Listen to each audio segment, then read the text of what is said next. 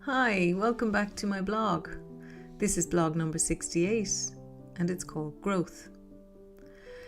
Thanks for your encouraging feedback on my last blog, The Colour of a Sober Mind. It's always heartwarming to know that other people relate to what I'm experiencing.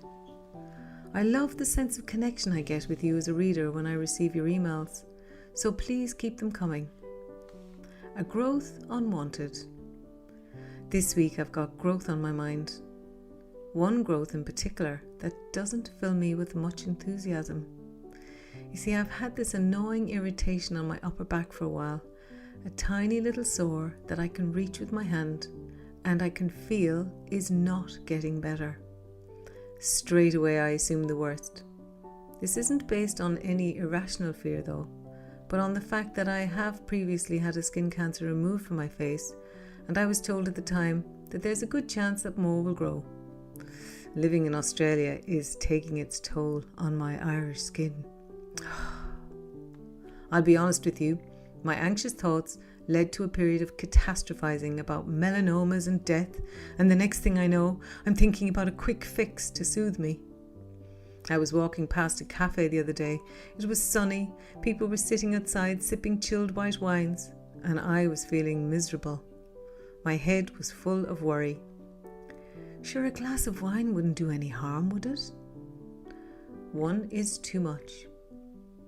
One glass of wine in and of itself wouldn't do me any harm. But would it solve the problem of worrying about the growth on my back? It might take my mind off it for the length of time it takes to drink the glass of wine. But then what? In my case, given that I'm rather proud of my 1,254 sober days, I'd have to reset the clock to zero, and for me, that would be a bit of a kick in the ribs. Everyone has their own way of safeguarding the things they value, and counting my sober days is one of the ways I safeguard my commitment to myself. Of course, there would also be the danger that one glass wouldn't be enough. It never was before. Why would it be now? One glass of wine will always be too many for me, because a bottle will never be enough. This is how sneaky alcohol was for me. As long as I can remind myself of that, I will not fool myself into thinking that I can enjoy the one glass.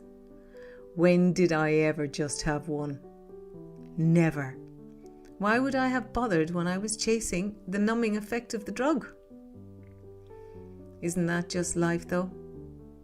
So instead of reaching for a drink to fix the problem, I took a different kind of action to address it. I made an appointment with my doctor for Thursday, and then I slapped on some sunscreen, put on a hat, and I went for a walk by the lake with George the Groodle.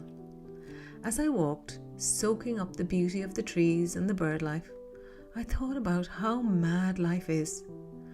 One minute I'm full of the joys of a sober life, singing my song from a high, and the next I'm confronted with my own mortality and desperate to escape the feelings this evokes in me. Personal growth.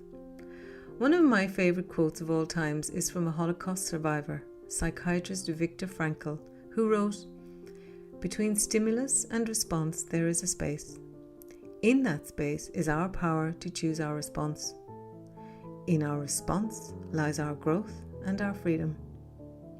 And this brings me nicely to the other kind of growth I'd like to write about in this blog, our personal growth. There was a time when I hated myself and the world. I was heavy with shame, gripped by guilt, and overwhelmed with fear. Anything that could frighten me did, from climate change to xenophobia. It was what drove me to seek comfort in alcohol.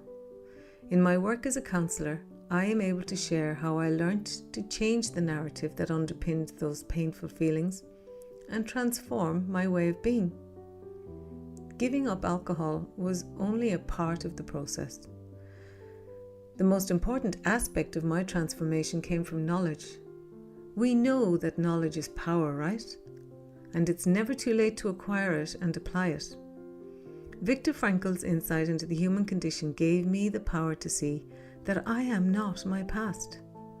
I am who I choose to be today, in the present moment. Yes, I made some bad choices before, which impacted people around me. And while there are a zillion things going on in the world that I don't like, I can choose how I respond to them. Instead of choosing to be overwhelmed with fear, I choose to do something that is within my power. In choosing to give up the booze, I made my inner world safer, and I became more content with who I am. The ripple effect. I feel the ripple effect of my decision every day. Life with teenagers is challenging. There is no doubt about that. I understand where their angst comes from though, because I've been there and it's not a nice place to be. My job as their parent is to provide them with a safe space where they can take refuge from the crazy world that we live in. This allows them to bolster themselves to be better equipped to cope with whatever life throws their way. In talking about our fears and gripes with an openness and a willingness to find solutions, we learn that each of us can make a difference to the world around us. It takes courage to change, but it is the only way we can make progress. I've said it before and I'll keep saying it. If we want to change the world, then we have to change ourselves first. Dealing with unhelpful thoughts. I'm looking ahead to big changes in my life as my kids find their feet as independent people. A part of me is really dreading going back into the workforce after being a stay-at-home mum for 18 years. All sorts of self-doubting thoughts keep popping into my head, and if I let them, they will scare the living daylights out of me. So I've taken to meditating twice a day, where I let those thoughts go and focus on the present moment, watching my breath, feeling my body grounded, and finding peace within. It's amazing how this simple exercise changes the way I approach those unhelpful thoughts when they come back. Our imaginations are like multi-channel TV. They keep offering up all sorts of dialogues and plots and scenarios that, if we're not mindful, will go to create stories that we tell ourselves.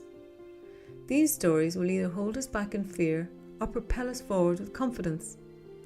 What we must always remember is that we are the author of the stories we tell ourselves, and we decide which of these stories will best serve us in living the life we desire. I am the author of my own story. The story I'm telling myself today is that even if the growth turns out to be cancerous, it will be treated and I will be okay. I'm still a bit daunted by the idea of change. Who isn't? But I am telling myself that going back into the workforce and offering counselling services to people in need will be hugely rewarding and will help me to grow as a person. My story is laced with gratitude for the clarity of a sober mind and the power it continues to give me to keep on changing for the better. Thanks for being here today. I hope my story helps you in some way, and please share it with anyone who you think might benefit from reading this. Love, Jill.